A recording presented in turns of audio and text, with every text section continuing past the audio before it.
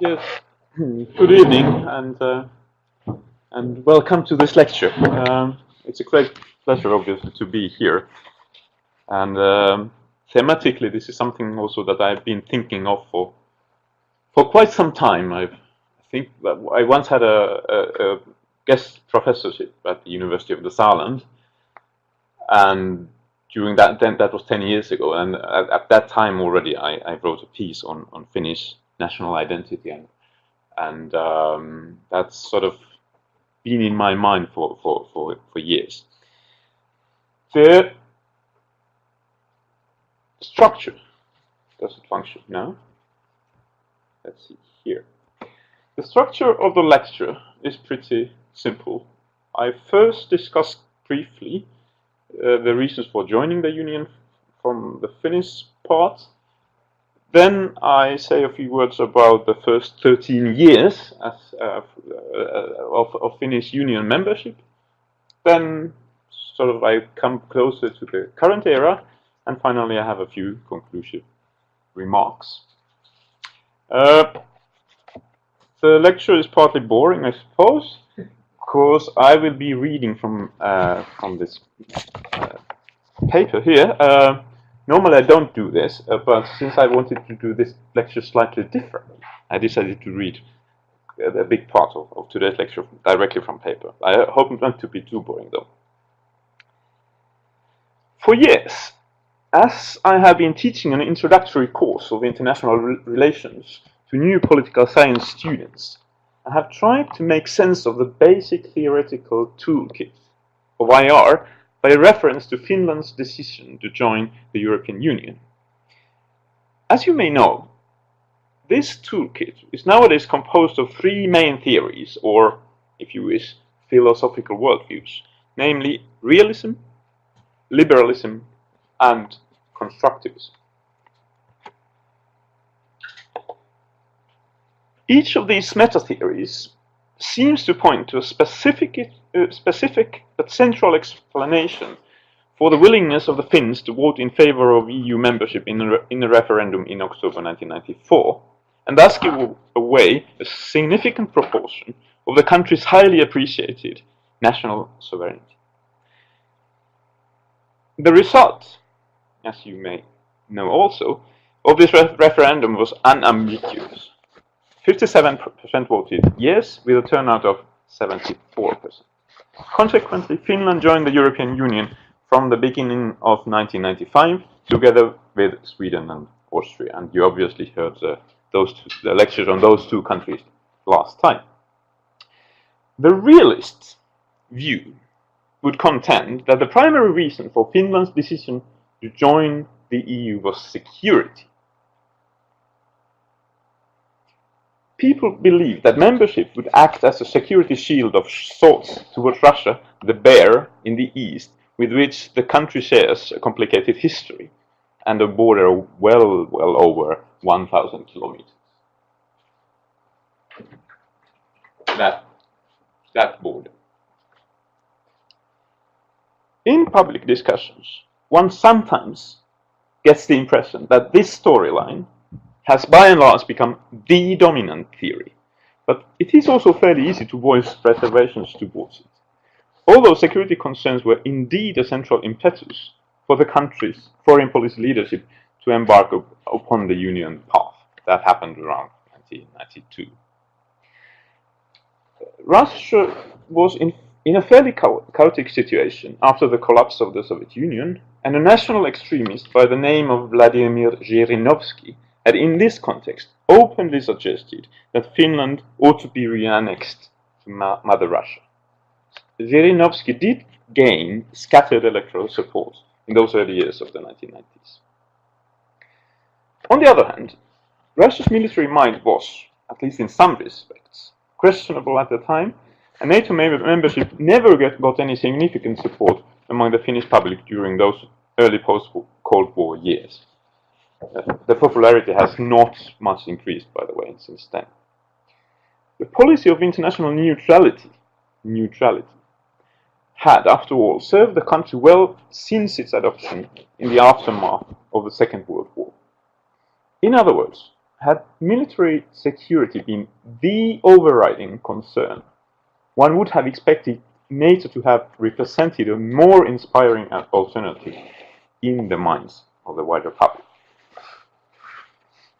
The second reason for Finland's positive EU decision points to a liberal framework for understanding the world. From this perspective, the Finns were enthused that the European markets would open for them and for their businesses in a novel way. Given that the country had just survived a major economic recession, possibly deeper than any Western country had experienced since the Second World War, there is indeed a substantial amount of credibility to this thesis. The country's economy was, and still is, heavily export-oriented, and the recession has shown how vulnerable a small country's economy can be vis-à-vis the turbulences of the globalized economy. Perhaps this also reflects a sense of pragmatism. The Finns believe that it is important to sit at the tables in which decisions concerning their economy were being made, an argument that was repeated time and again prior to the referendum. The third major IR meta-theory carries the label of constructivism. It obviously concentrates on issues of identity and the ways in which these are being constructed through actors' everyday deeds and words. Within this framework, the Finns wanted to become members of the West European family of countries in order to demonstrate their true Europeans, in order to confirm that their identity was European and Western and not Eastern. This appeared particularly pertinent given that in the reporting of the Western media, Finland often found itself in the eastern part of the continent and as a subordinate of the Soviet Union. The Finnish public, in other words, deemed the negative connotations of the notion of Finlandisering as ultimately false. This boils down to a question of recognition, a hugely important factor in any political action. Starting his analysis of Finnish identity politics vis-à-vis Europe with that very concept, Sami Moisio has even drawn a historical parallel between the Winter War, i.e. Finland's heroic battle against the Soviet Union during the first months of the Second World War, and the decision to apply for EU membership. Both episodes showed to the world that Finland wanted to belong to the Western Hemisphere and to be recognized as such. It's not easy to say which of these three theoretical explanations is in the end the most convincing one. I haven't, in fact, ever seen a study that would solve the question once and for all. And my students obviously don't have a clue nowadays. This is just ancient history for them. The most probable postulation is simply that it was a combination of all these three factors. And besides a general enthusiasm towards the winds of change after the decades of the Cold War, decades that were in many respects a highly successful time in Finnish history, making the construction of a modern, ultimately social democratic welfare state possible.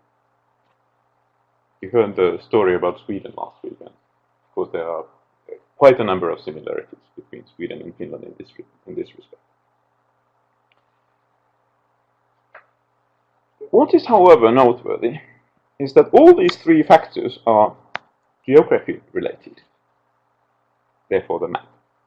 Security ultimately reflects the geopolitical predicament of the country. New markets and open borders are particularly important for this seemingly peripheral corner of Europe, and identity is also geographically defined, Russia is representing the significant tradition of other for the Finns. Indeed, the decision to join the EU possibly reflects on old geographical foreign policy wisdom that has prevailed in the country. We first and foremost need to acknowledge the reality of our geopolitical position. The seemingly simple point has been strongly present in the post-war tradition of Finnish foreign policy making. It's also worth a remark that given the dominance of these three explanations, the original raison d'être of the European Union, i.e. a peace process, hardly proliferated in the Finnish debates, although that reasoning occasionally makes its way to current EU discourses, maybe more than it used to 25 years ago. This also means that, in a sense, the basic human binding with the Union was never particularly strong in Finland. The EU has not, as it were, represented an existential or foundational institution for the Finns, as it possibly has in many Western European countries in which the abolition of intra-European war is the primary justification for the Union. For Finland, the choice of Europe was highly pragmatic and instrumental. That was the first part.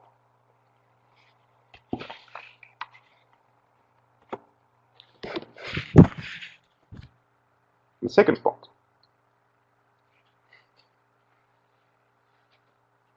With Finland joining, the European Union appeared to have gotten a model pupil in its ranks, a hard-working Protestant one. Or this was at least how the Finnish debate described it. The elites of the country wholeheartedly embraced their new status, their new freedoms within the European family. And EU-critical voices virtually disappeared from the public debate. Johanna Vuorelma, in her illuminative article on Finnish EU attitudes, even calls this original approach to the Union the romantic narrative. The romantic narrative.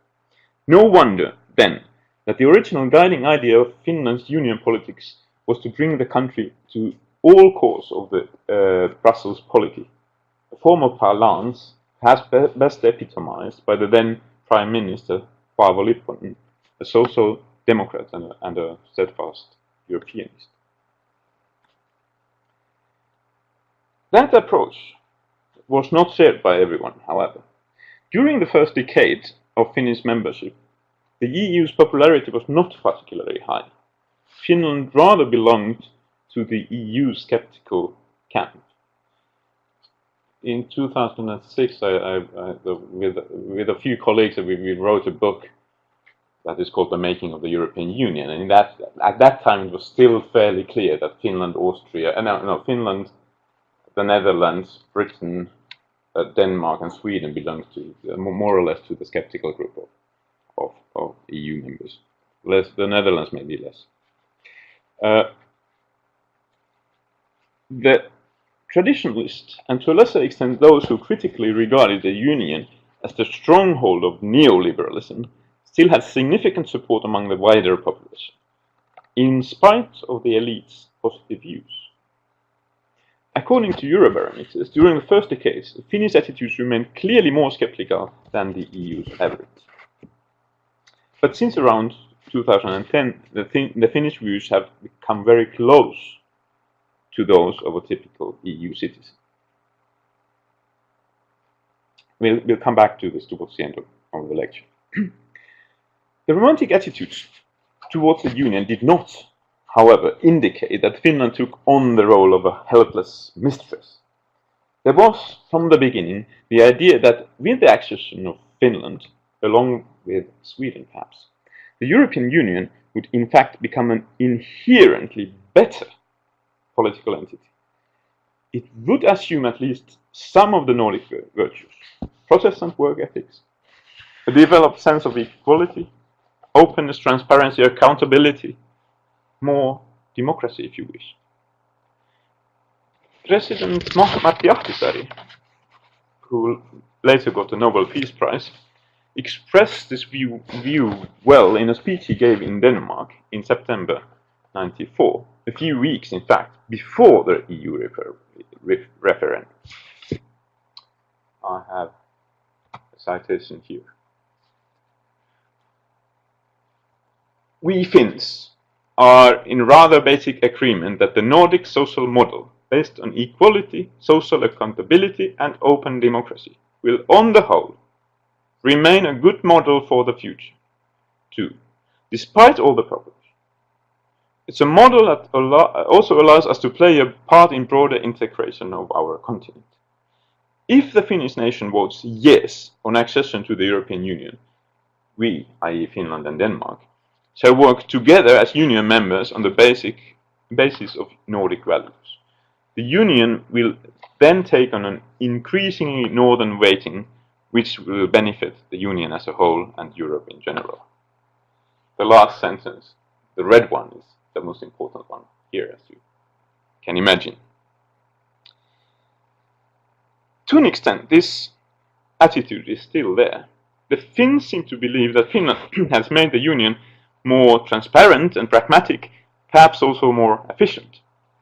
There are also pieces of research evidence to support this view. In a currently ongoing project initiated by 2 sociologists at Tampere University, Risto Heiskala and Jari Aro, a significant number of EU-engaged politicians and EU civil servants, members of the Finnish Euro elite, were interviewed. The fairly simple, unequivocal storyline that these interviewees portrayed was that the Finnish EU policymakers are indeed hardworking, deeply engaged in what they do in various EU contexts in order to build a better Europe for us all. There is, of course, an evident risk of arrogance here. An arrogance that the Finns might possibly feel vis-à-vis the European South. And if you read novels, there's one brilliant novel on this called Canal Grande by Hannu Raitila. Story about a Finnish group of engineers who go to Venice to rescue that city from drowning. Paradoxically, moreover, as I will show later on, this deep belief in the virtues of the Nordic model has also provided the basis for the most significant counter-narrative to the EU in Finland.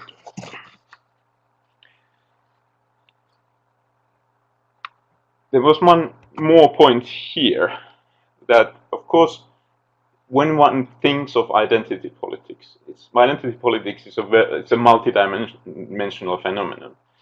And during the early EU membership, Finnish identity politics was reconstituted in many ways. Nokia, the mobile phone company, conquered the world, connected the world as they wanted to put it themselves. At the same time, Finland somehow started topping a great number of world rankings. We became the least corrupt country in the world and the most competitive country in the world. Well, these ranking successes have continued. Over the past 2 years, we have, for some mysterious reason, been the most happy country in the world. And I've been wondering what kind of effects this kind of ranking successes can mean in terms of the national identity. But it's a very tricky question, and I cannot go into that too much today. So let's go directly to the next phase.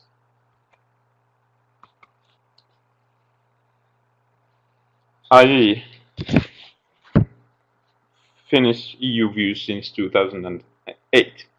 The elitist romance between Finland and the EU began waning as the Union encountered a series of economic crises from 2008 onwards, in particular the Euro crisis, culminating in the establishment of the European Stability Mechanism in September 2012. The Finnish EU debate now assumed much more critical undertones than before.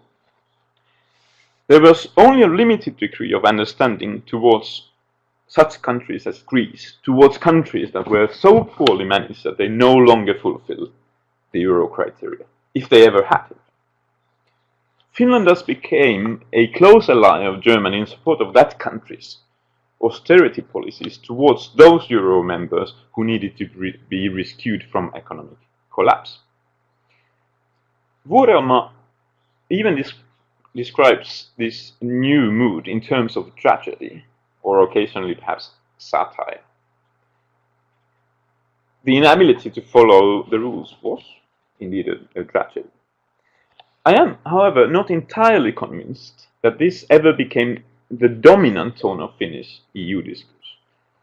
I believe a more appropriate term might be confusion or perplexity, springing from an inability to see things in a truly European context and from the perspective of the member states in trouble.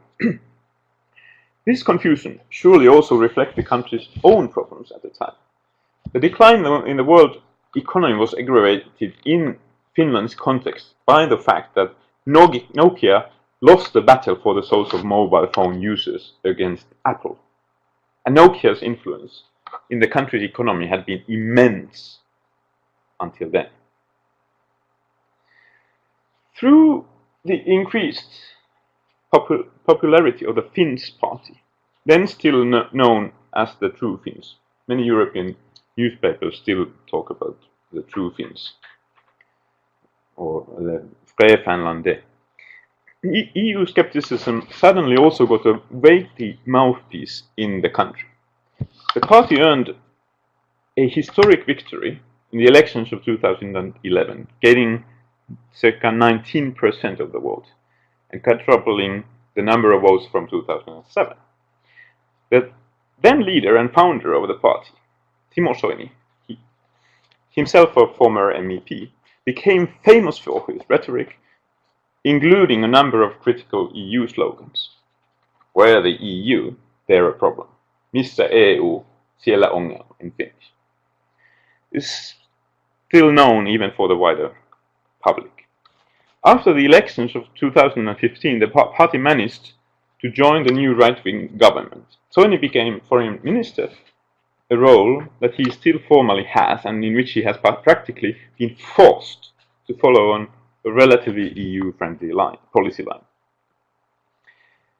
This reflects the fact that under Soini's leadership, the party's populist credentials remained in fact comparatively moderate, and this was not understood normally by the Western media.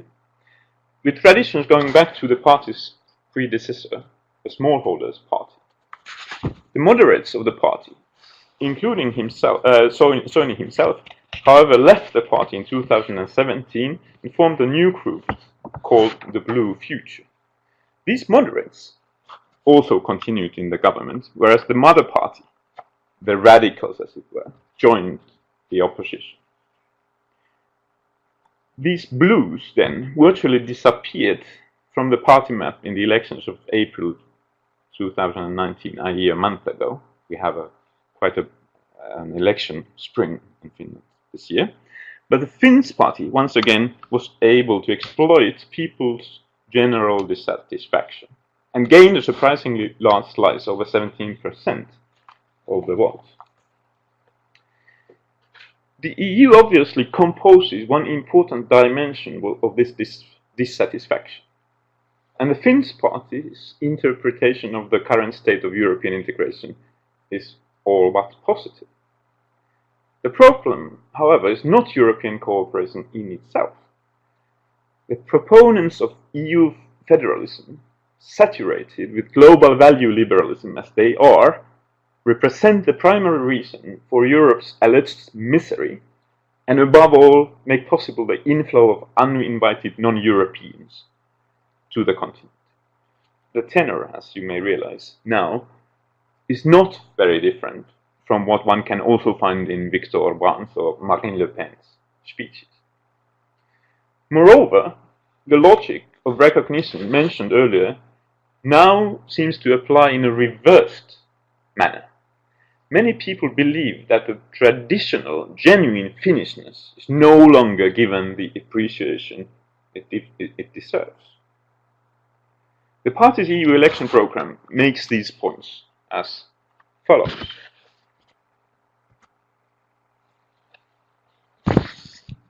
This is my own translation. I cannot guarantee it's correct.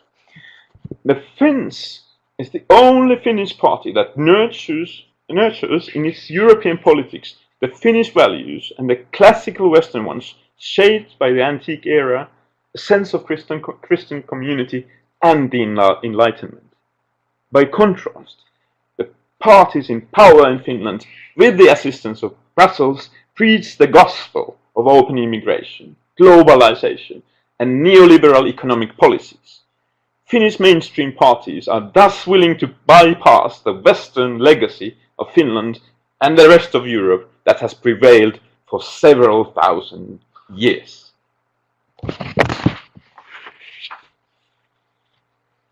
A particularly interesting interpretation of this phenomenon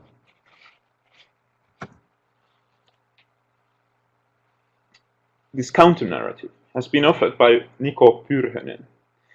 The main argument of his doctoral dissertation is that the Finnish party has been able to exploit a welfare nationalist narrative. Immigration has become an economic issue that potentially threatens the economic foundations of the Finnish welfare model, and thus undermines the well-deserved well-being of ordinary hard-working citizens, the true and genuine Finns. The think tank of the party has also conducted research on the economic costs of immigration, and the calculus is, of course, highly negative for the country's economy.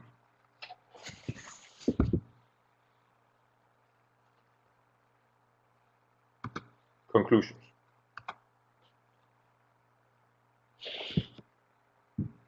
But in spite of this, the overall popularity of the European Union in Finland now seems to be higher than during the first 20 years of EU membership, with regional and social differences across the country, of course. Analytically sound EU resistance hardly exists. Here you can see, can see a few words written even in Finnish now. I found this is a brand new study by Eva. It's another Finnish think tank, and you see here that gradually those who are negative, their number decreases. So beginning from around 2010, the popularity, according to these surveys at least, starts rising. So how can we explain this state of affairs? Should we possibly consult the triangle of IR meta theories once again? It is indeed likely that realist security concerns do play a crucial role under current conditions again. Russia's behavior has proved unpredictable, with imperialistic undercurrents, and the annexation of the Crimean Peninsula in 2014 did raise serious concerns in Finland. But I guess they were less serious than in the Baltic states. It's no wonder then that the current EU sanctions against Russia, more harmful in Finland than in most other EU member states due to the close Finnish-Russian economic contacts, have encountered surprisingly little resistance in Finland. Even the market actors, big businesses, emphasize the need to play by the rules and follow a common European policy in this respect. Liberalism and constructivism do not appear irrelevant either. Still highly dependent on its export sector, the country has continuously proved to be a winner of globalization, irrespective of the economic stagnation of the past decade. Most people understand the EU as the ultimate instance that can guarantee fair rules for the workings of the world economy. It's not far-fetched that Donald Trump's rule undermining policies in fact increased the popularity of the EU. As regards the constructivist paradigm, the country's European credentials may now appear more self-evident than 25 years ago. It is possible that it is this sense of self-evidence that citizens now wish to preserve and also further cultivate. But perhaps the basic IR theories do not suffice after all. Perhaps we need to see the Finnish attitudes in terms of some sort of historical institutionalism. Well-functioning institutions, from schools and health centers to political and legal bodies, have been an elementary aspect of Finnish national image. They have historically served the country well. It makes sense to develop them further with piety. Already as an autonomous duchy under the Russian Tsars in the 19th century, Finland established its own social, political and cultural institutions. And it was through these institutions, these very institutions, the country eventually gained its independence, its freedom in 1917. Indeed, according to available survey data, trust in central political institutions is much higher in Finland than elsewhere in Europe, at least on average. One can thus wonder whether this historically induced appreciation of sound institutional frameworks also affects the country's understandings of the European Union. Perhaps, and just perhaps, the Finnish public has realized that the EU institutions have indeed become part of the country's institutional reality. They also need to be taken good care of in a pragmatic manner. The most recent version of the Central Finnish Foreign Policy Report, drafted every 4 years, puts this in very plain terms. The down-to-earth atmosphere that the citation conveys may be indicative with respect to the attitude with which Finland has approached the process of European integration over the past 25 years. The European Union is Finland's value community. Finland aims at bolstering the EU as a security community that cultivates cooperation among its member states. Strengthening the common foreign and security policy increases security and stability in Europe and the influence of the Union. Finland is an active, pragmatic and solution-oriented member state. The expectations towards the unity of Europe are in the end fairly wide-reaching, and the ways to cope with them highly pragmatic. Thank you.